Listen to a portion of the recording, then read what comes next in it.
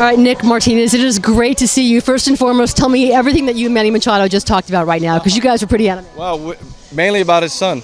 We're just talking about being a new dad and what that was like for me and what it's going to be like for him and how special it is now to be a baseball player as a father, and how much more enjoyable that can be, and all that exciting stuff. Plus, you're both from the 305, right? You're both Miami guys back here in San Diego. Just checking up on home, and he's building a house back home. We talk about that stuff, and just house stuff. I guess about grown-up stuff about home. Yeah.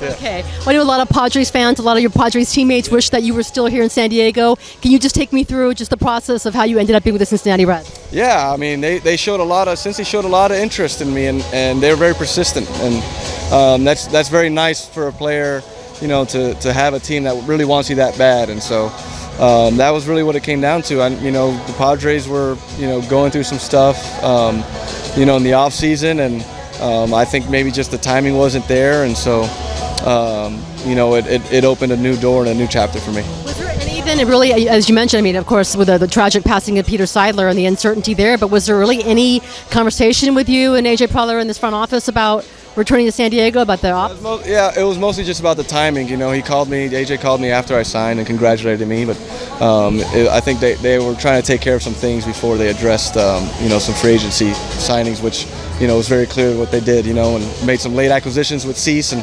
I think just logistically they were trying to do, take care of some stuff, and, that kind of, I don't want to say pushed me out, but, opened up another opportunity for me where, a team that like Cincy that really wanted me, I felt very welcomed by them to join them. So. What will you remember most about your time with the Padres? I mean, you experienced the highest of highs in the NLCS, and of course the disappointment of last season. Yeah, it's hard not to mention 2022. It was a phenomenal ride.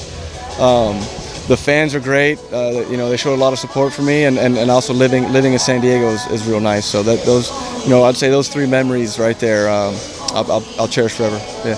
What was the best part about being inside that clubhouse? Obviously, you develop friendships in every part of baseball. What was it like in this particular clubhouse? San Diego, a bunch of superstars, and playing ball, very relaxed, very confident. It was a show clubhouse, and there's a lot of similarities in this clubhouse here with Cincinnati. There's guys, I would say, just a little bit earlier in their career paths. This is a team. Padres were a team that have done it and shown that they were MVPs, All-Stars, Silver Sluggers, Gold Glovers, and they were a little bit further down in their career paths. And I think on this team with Cincinnati, we're getting a young batch of players that are going to accomplish a lot of those things, and it's fun to see that connection in a different time period with the Reds, and so it gives me a lot of energy and a lot of passion.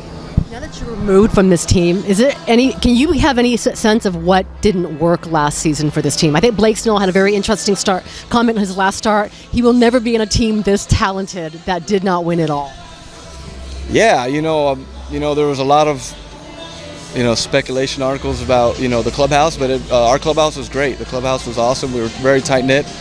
I think it was just an anomaly. There's things that just didn't go our way, and maybe we were just waiting for them to happen, and we waited too long, and then you start pressing and it's too late. Maybe just a little bit of complacency, but nothing. I wouldn't say it was anything about work ethic or clubhouse. I think it was just an odd year, and we just chalk it up as that.